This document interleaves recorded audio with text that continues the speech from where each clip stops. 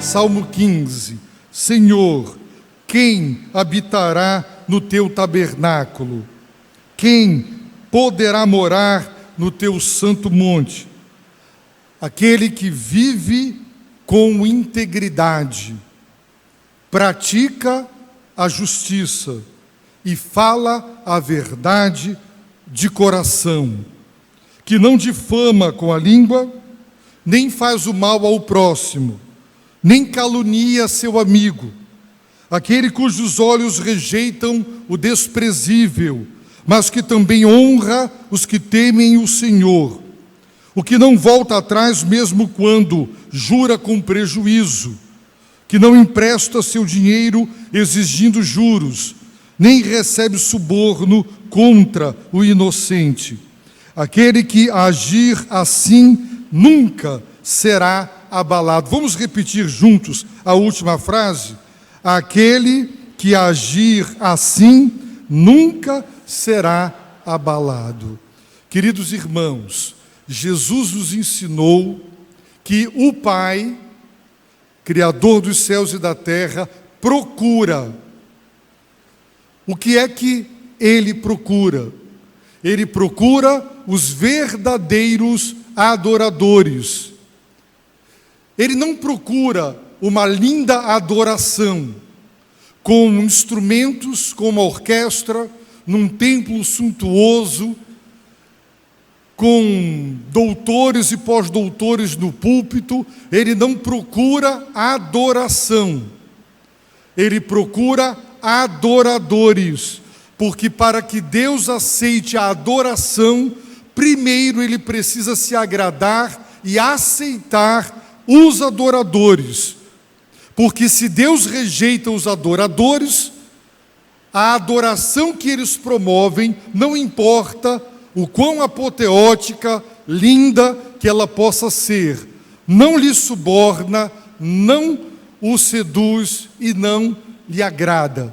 Por isso, Deus que aceitou Abel, aceitou a oferta de Abel, e porque Deus rejeitou Caim, Ele rejeitou a oferta de Caim. Então não vamos nos iludir, acreditando que podemos promover uma linda adoração, porque o que o Pai procura são os verdadeiros adoradores. E quais são, ou quem são os verdadeiros adoradores? O Salmo começa, e este Salmo nos ensina.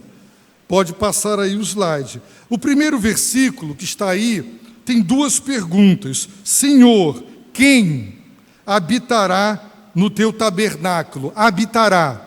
Não é visitar esporadicamente, não é passar um feriado e nem umas férias. Habitar é morar, é residir. Quem poderá morar no teu santo monte? Quem? Irmãos, você aceitaria um sobrinho que vem do interior e que ele diz: tio, eu preciso, tia, morar com você, mas ele xinga palavrões, ele fuma e ele deixa a casa empestada de cheiro de cigarro, ele anda seminu dentro de casa, de cueca, ele fala palavrões, ele traz a namorada para dentro de casa, ele ouve o som lá nas alturas. Você recebe alguém para morar na sua casa assim? Você diz: você quer morar? Então eu te recebo, mas aqui em casa as regras são essas. Porque a intimidade do lar é fundamental. Então quem é que vai morar, habitar, viver em plena e perfeita comunhão? A igreja é o templo. No Antigo Testamento, o templo de alvenaria e o de tendas de peles, o tabernáculo, era o lugar da morada divina, embora Salomão, por ocasião da consagração daquele templo suntuoso, deixou claro que nem os céus poderiam conter o Senhor. Então, nunca houve absolutamente a ideia de que Deus ali morava, mas que o universo é a casa do Senhor, mas o templo é a casa de Deus. E quem é que Deus aceita para habitar na sua casa? Quem é que Deus aceita para morar com Ele? Figura de linguagem para dizer, quem é que viverá em plena e íntima comunhão com Deus? Quem? O salmista nos ensina, e ele nos apresenta 11 exigências de Deus que estão aí no texto. Para morar e viver com Deus, para ser um verdadeiro adorador, e Deus aceitar a adoração, é preciso, em primeiro lugar, quem habitará e quem morará? Número 1, aquele que vive com integridade. Ele vive, ele tem uma vida, a sua vivência é com integridade. Integridade é o que é inteiro, é integral. Uma pessoa esquizofrênica, ela tem dupla, tripla personalidade. E eu não estou falando agora de possessão demoníaca, mas há pessoas que não são íntegras. Elas têm vida dupla. Na frente da família é um jeito, por detrás é outro jeito. Não é íntegro, não é inteiro, não é completo. Sabe quem vai viver em plena e perfeita comunhão com Deus? Aquele que vive com integridade. O caráter dele, a conduta dele é a mesma. Quando rodeado dos irmãos, quando na presença da família, ou quando sozinho, a quilômetros de distância de tudo e de todos. Porque ele é íntegro, ele é inteiro, ele é totalmente do Senhor. O Senhor é totalmente dele, e ele é totalmente do Senhor, ele é íntegro. É esse que vive com integridade. Não é aquele que canta bem, com as notas mais elevadas. Não é aquele que prega com português escorreito, com eloquência, com profundidade teológica. Não é o que dá o dízimo. Não é o que ora, não é o que lê a Bíblia. É aquele que vive com integridade, porque a leitura da palavra, a oração, o jejum, é para gerar uma vida íntegra. Então, as exigências para ter plena e perfeita comunhão com Deus não são rituais, não são formais, não são cerimoniais e nem são de piedade, como ler a Bíblia, dar o dízimo, orar e fazer jejum. Muita gente ora, lê a Bíblia, faz jejum e não é íntegro. Mas devia ser, porque o propósito de tudo isso é gerar integridade. Em segundo lugar, quem morará e habitará com Deus, morará na casa de Deus? Aquele que pratica a justiça. O que caracteriza a prática de um esporte? Se eu jogo bola uma vez por mês, isso caracteriza prática de esporte? Para que você se considere um praticante de um esporte, pelo menos 2 vezes, 3 vezes na semana. Aí você pode dizer, eu pratico tênis, futebol, voleibol e etc. Quem morará com Deus? Aquele que faz da justiça, da retidão, a sua prática, a sua experiência. Aquele que nos relacionamentos, ele é íntegro e ele é justo. Por exemplo, se um funcionário no local de trabalho está fazendo suas próprias coisas, ou naquele horário que pertence ao empregador, ele está em outro lugar, ele não está sendo justo com o empregador. Se o empregador, a pessoa trabalhou 1 hora além do horário, e ele não pagou hora extra, ele não está sendo justo com o empregado. Justiça é dar, não é? De acordo com o que é direito. Então, se você está no trabalho fazendo suas coisas pessoais, você não está sendo justo com o seu patrão. Aquele horário é dele, é para você produzir para ele.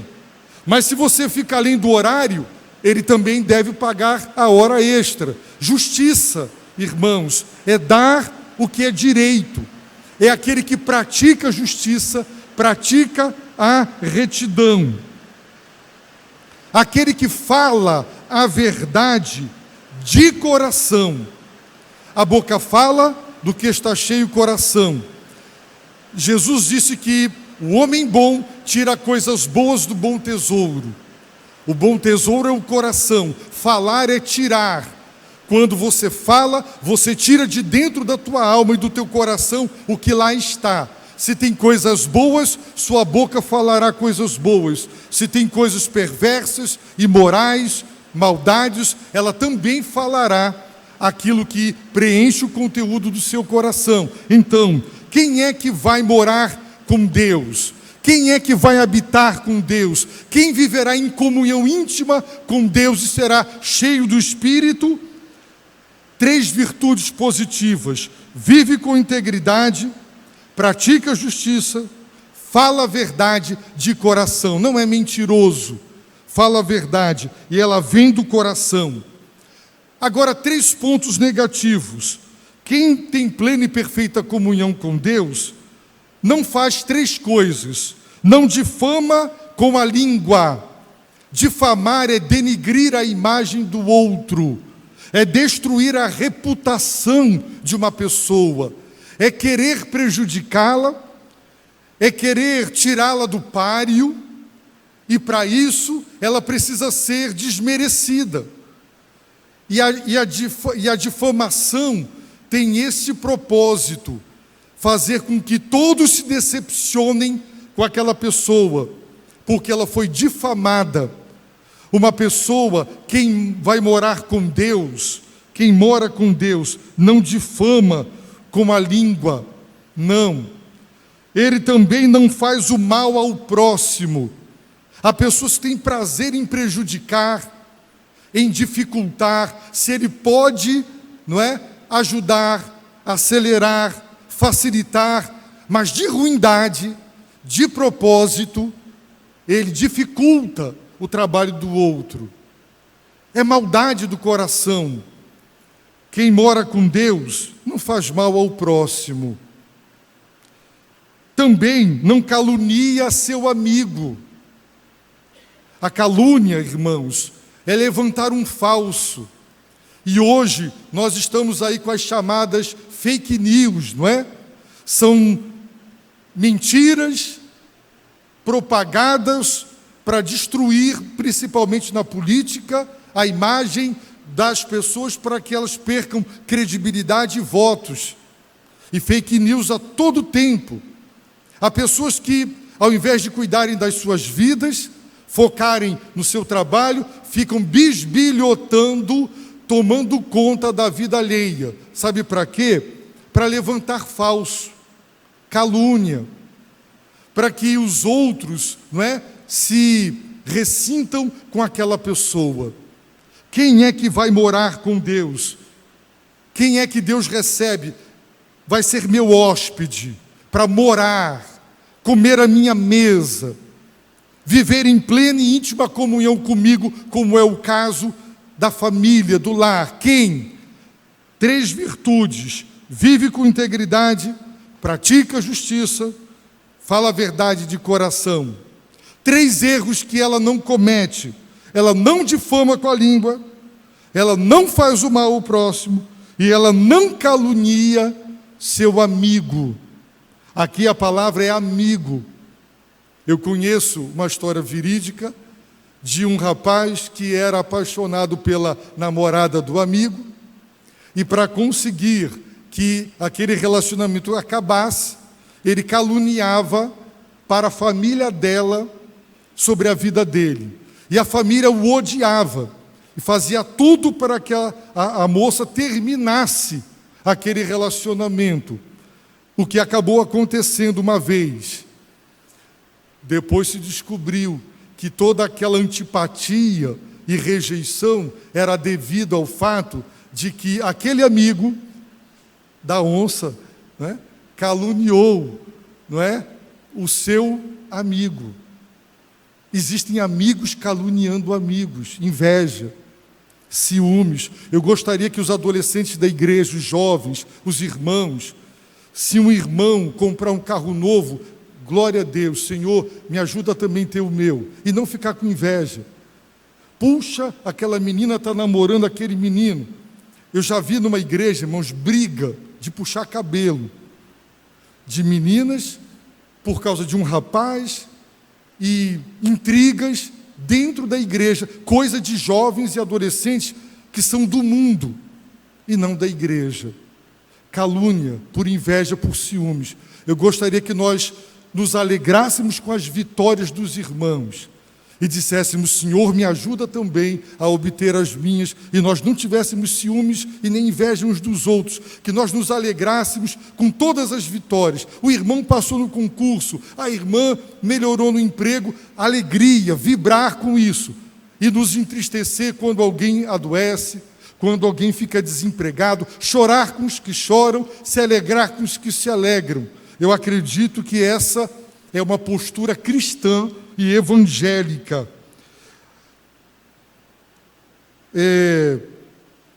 Dali eu não vejo.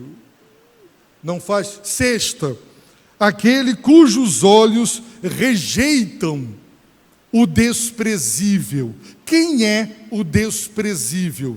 É aquele que deve ser desprezado porque ele despreza Deus, ele despreza a palavra de Deus, e ele rejeita aos seus olhos o desprezível, porque ele despreza o Senhor. É a roda dos escarnecedores. Será que você deve ter prazer em estar num ambiente onde as pessoas fazem chacota com o nome de Jesus, com o evangelho da graça de Deus, com o sangue derramado, como o mundo agora, né?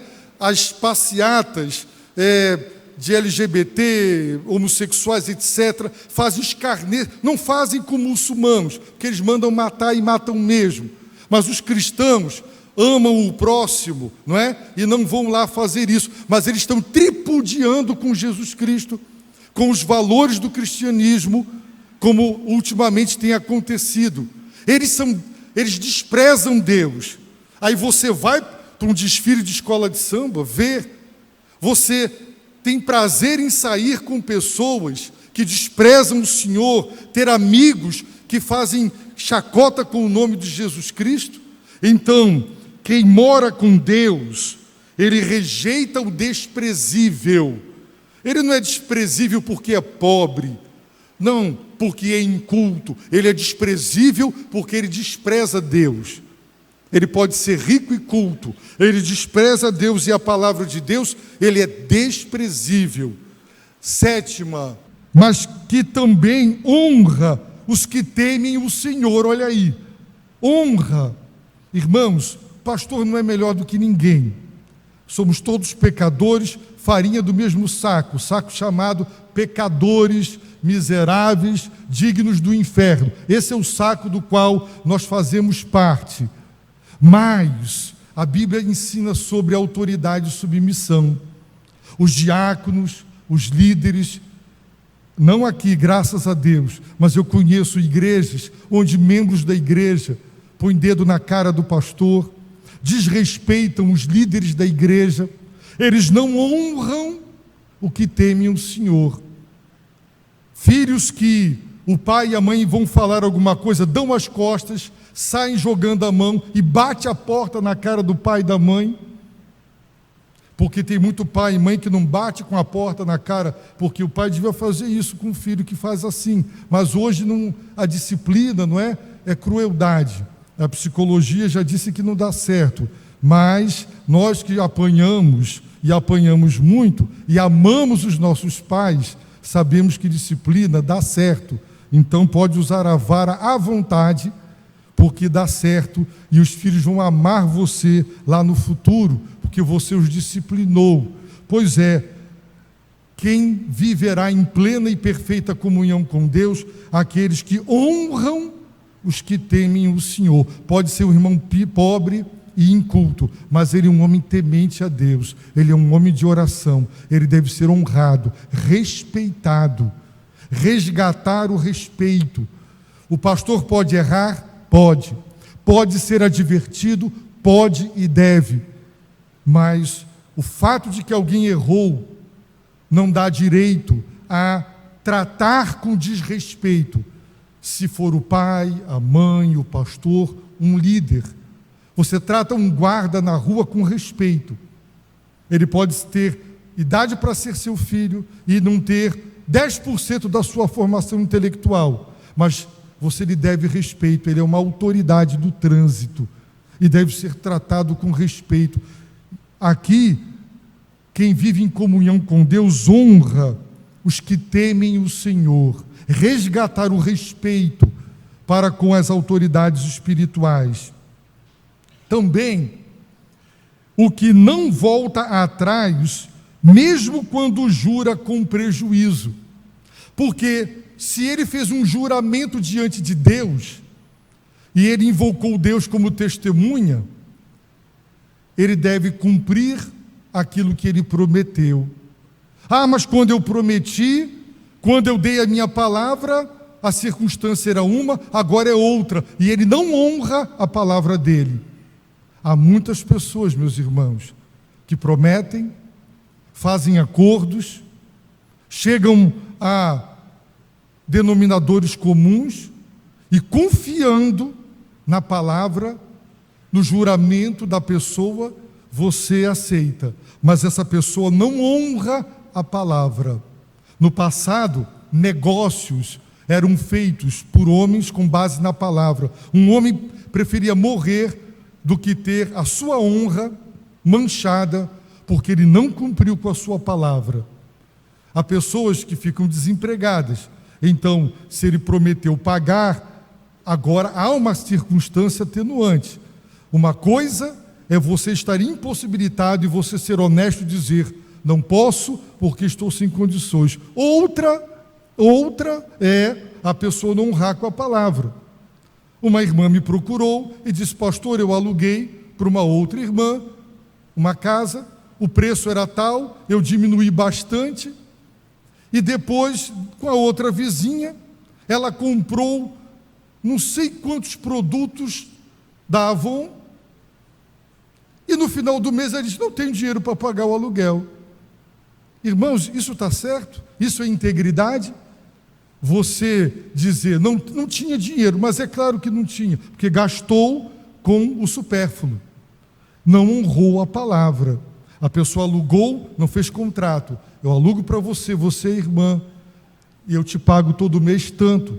Irmãos, uma pessoa que anda com Deus. Agora observe, será que quem vai morar com Deus é quem se arrepia na hora do louvor? É com quem fecha os olhos, põe a mão para cima e treme? É como? Quem é que vai morar com Deus? Irmãos, eu posso aqui ser um grande ator e posso representar. Nos concursos de canto, tem lá o critério melhor intérprete. Às vezes um indivíduo tem uma voz melhor, mas ele é meio frio. O outro, o melhor intérprete. O mundo sabe que canção tem que ser cantada com o coração. Por isso tem o critério do melhor intérprete. Nós podemos aqui fazer um teatro bonito, fechar os olhos, arrepiar todos os pelos, não é? Tudo. Mas isso é critério de espiritualidade? Eu não estou dizendo que é errado expressar e externar no culto nossas profundas emoções de gratidão ao nosso Deus, chorando quando pensamos na cruz, nos emocionando diante da grandeza do amor de Deus e a nossa indignidade. Eu não estou falando de legítimas emoções, eu estou falando de emocionalismo. Eu fui pregar num congresso, já disse isso aqui, quando a equipe que tocou veio aqui para frente, teve um surto de espiritualidade, foi um negócio assim, não é? Bem teatral. Acabou de tocar, desceu, um conversando, o outro no celular, os outros foram lá de fora bater papo. Aí quando acabou a mensagem, volta. Aí são tomados de uma espiritualidade. Irmãos, será que nós achamos que isso suborna Deus? Deus não procura adoração, Ele procura adoradores. Adorador para Deus é aquele que vive com integridade, pratica a justiça, fala a verdade de coração, não difama, não faz o mal, não calunia, rejeita os que rejeitam a Deus, respeita quem teme a Deus e não volta atrás, mesmo quando jura com prejuízo, porque ele deu a palavra e ele vai cumprir a palavra. É sim, sim, não, não. É um homem e uma mulher de palavra. Não empresta seu dinheiro exigindo juros. O contexto do Velho Testamento para os juros não é o nosso contexto. Quando uma pessoa estava em grande pobreza, hoje você pega empréstimo para comprar casa, você pega empréstimo para comprar carro, você pega empréstimo para investir e botar um negócio, então você está pegando dinheiro emprestado para ganhar dinheiro. Então, existe os juros. Outra coisa é um parente seu, um amigo seu, que está, como no Antigo Testamento, perdeu a colheita, não tem mais semente. Como é que ele vai viver da terra? Aí ele pega um empréstimo para comprar semente. Aí você vai lá e vai extorquí-lo, cobrando juros exorbitantes para se aproveitar da situação. Porque se alguém quer me emprestar com um juros normal, justo, é uma coisa. Mas eu digo assim, porque na minha condição, a pessoa sabe que eu estou precisando muito, e agora se aproveita porque sabe que eu não tenho para onde correr. E aí a pessoa afunda mais ainda, porque ela foi explorada na hora da sua necessidade. Então, ele não empresta dinheiro exigindo juros, que são exorbitantes, que realmente mostram o que significa ser um aproveitador na hora da grande necessidade. Aí a Bíblia ensina generosidade. Empresta, pede só a correção monetária, porque a inflação, ela tira, aí você está ajudando. Mas se uma pessoa quer ganhar dinheiro, você tem direito a fazer do seu dinheiro a sua mercadoria, assim como outros vendem outras coisas. Então, o contexto dos juros era proibido na lei cobrar juros de um irmão. Dos estrangeiros podia, segundo o Velho Testamento. A ideia é de que se você tem alguém precisando de ajuda, não se aproveite da situação de calamidade dela para ainda levá-la para mais fundo do buraco em que ela está. Seja generoso e bondoso. Então não empresta o seu dinheiro a juros, nem recebe suborno contra o inocente. Quantos casos? O irmão esteve num lugar, foi roubado, chamou a polícia já ia prender, mas a pessoa chamou um policial no canto, bateu um papinho, e quando ele voltou, já mudou tudo. A versão já mudou tudo, e ele percebeu que ele ia entrar numa fria se ele quisesse colocar aquilo para frente. E ele foi embora para não ser prejudicado. Sabe por quê? Porque tem gente que aceita suborno contra o inocente. Naquela causa, ele é inocente. No nosso país, quem tem dinheiro compra sentenças, porque existem juízes que vendem sentenças. É corrupção. São pessoas que, para dar um falso testemunho em prol de quem é o culpado, aceita dinheiro. Ou seja, meus irmãos, o que é que o Salmo 15 nos ensina? Nos ensina que para Deus caráter e conduta significa santidade. Santidade é fundamental para adorar a Deus, é condição. Deus procura os verdadeiros adoradores. Todos os requisitos aqui exigidos são morais. Nenhum é ritual, nenhum é formal, nenhum é cerimonial. Todos são morais. Se quisermos ter comunhão com Deus, você pode pegar esta lista e fazer um autoexame. A minha palavra vale mais do que um documento escrito e assinado com uma cláusula que tem uma multa astronômica de quebra de contrato. A minha palavra vale mais do que um contrato. Quando eu falo, eu cumpro, e as pessoas podem acreditar em mim, porque eu honro a minha palavra, me revela o meu caráter, e eu não deixarei a minha palavra cair por terra. vejam os pecados da boca: difama, calunia, não é? Desonra. Quantos pecados da língua aqui? Quantos pecados na área moral? Eu convido você que deseja ser um verdadeiro adorador. O Pai procura. Será que Deus encontra em mim o verdadeiro adorador? Aí estão as 11 qualidades exigidas por Deus para quem quiser morar e habitar dentro da casa dele. Linguagem figurada para dizer, quem quiser viver em comunhão com Deus. Nós não somos salvos por obedecer estas 11 exigências, mas os salvos, pela graça por meio da fé, eles obedecem, eles fazem questão. E qual é a promessa derradeira? Aquele que agir assim, desse modo, descrito pelas 11 exigências de Deus, nunca será abalado, nunca. Ele será protegido por Deus. Nada vai abalar, sacudir, para que ele caia, para que ele desmorone, porque Deus honra quem o honra. Queridos irmãos, o Salmo 15 é uma bênção. Leia, medite, ore, faça um autoexame e pergunte: em cada uma destas áreas eu tenho falhado? Corrija, arrependa-se, e você desfrutará da plena e perfeita comunhão com Deus. E Deus o encherá do seu espírito, e você saberá o que é avivamento. Não há avivamento sem integridade, sem justiça. Não há avivamento sem santidade. Deus não visita com poder quem não vive segundo os preceitos da sua palavra. Abaixe a sua cabeça, feche seus olhos e ore diante do que você ouviu no Salmo de número 15.